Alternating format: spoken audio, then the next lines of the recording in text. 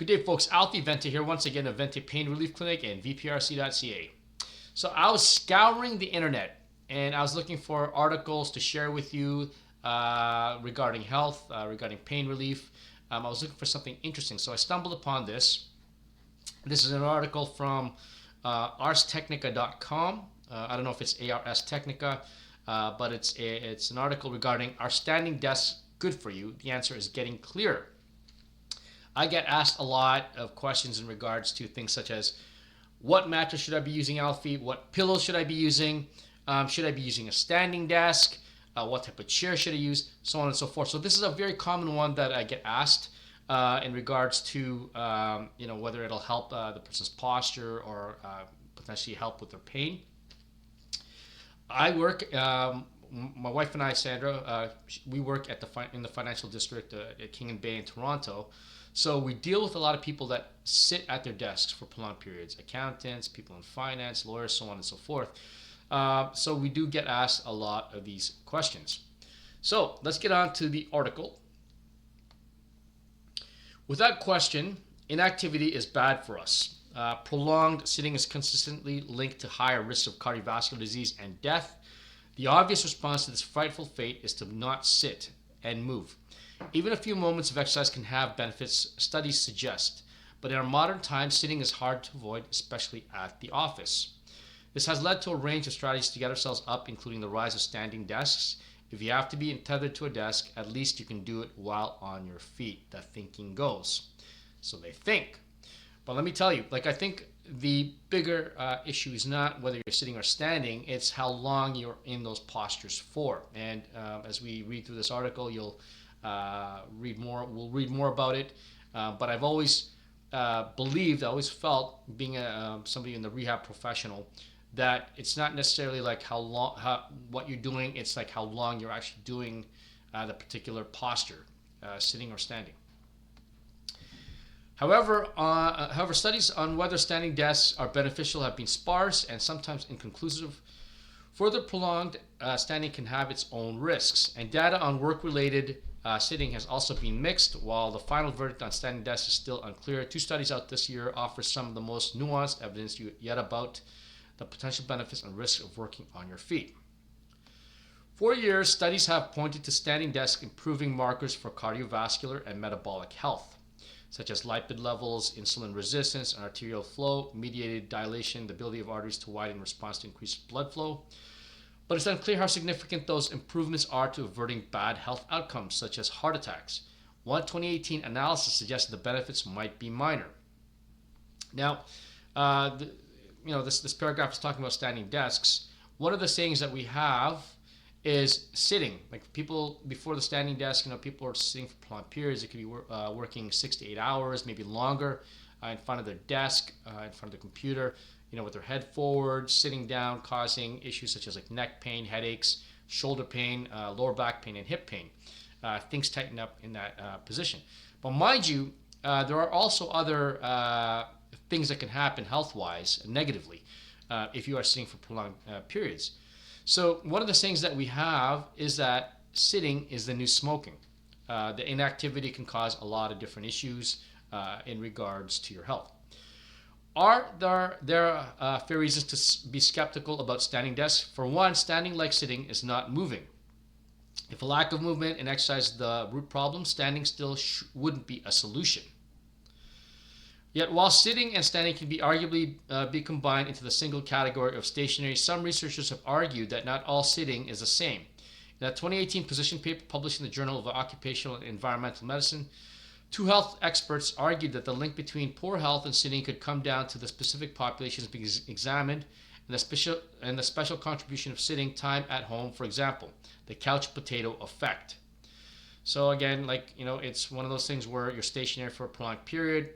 You eventually will have health issues, whether it's musculoskeletal or something more pathological, a deeper pathology.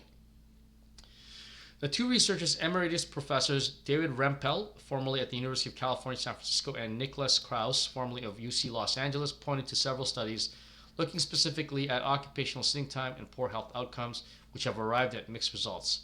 For instance, a 2013 analysis did not find a link between sitting at work and cardiovascular disease. Though the studies did suggest a link to mortality, the link was only among women.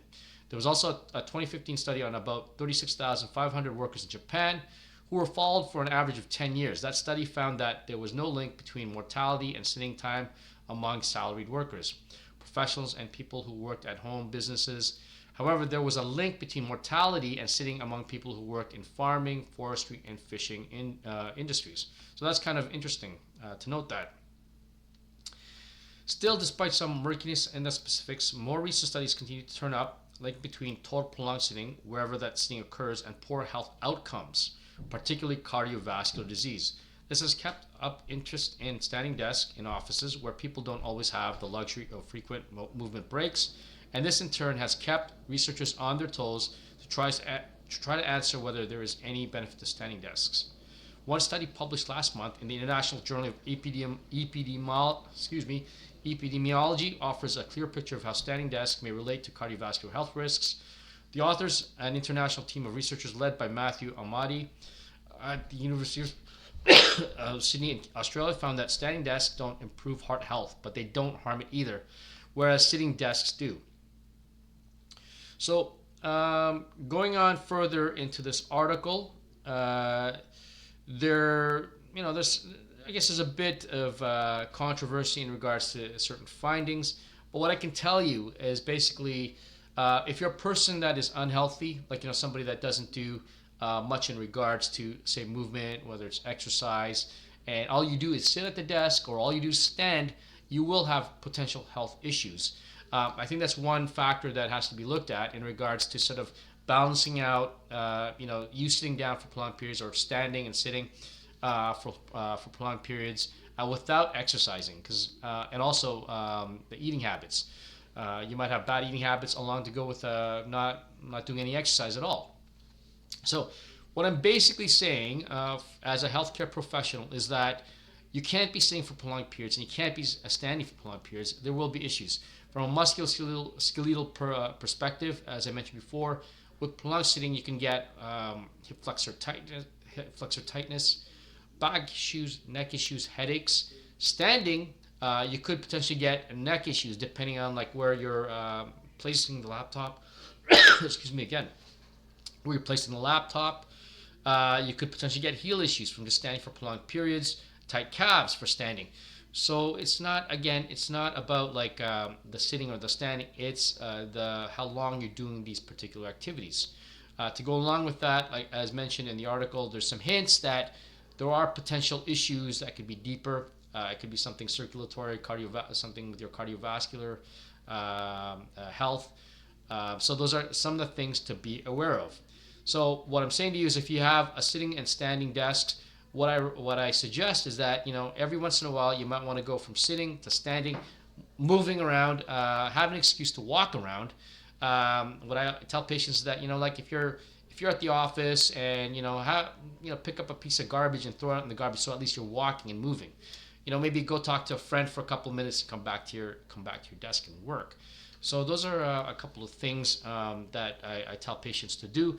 Because I think ultimately, if you're sitting for prolonged periods, from 6 to 8 hours, along with maybe standing, you will have health issues, especially if you're not a very active person and you're not keeping an eye on other things regarding your health and wellness. So if you like any of this content, please feel free to like, share, subscribe, and pass this on to those that you feel this might be helpful for. Please hit that notification bell.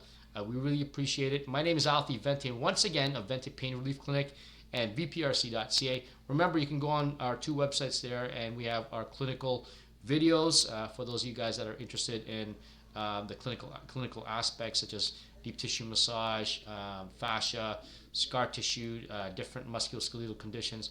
Our vprc.ca website is basically for pain relief fitness. So it's little tips that you can use to help you with keeping up with your fitness by managing your pain. Alfie Vente once again. We'll see you in the next video. Have yourself a great day. Take care.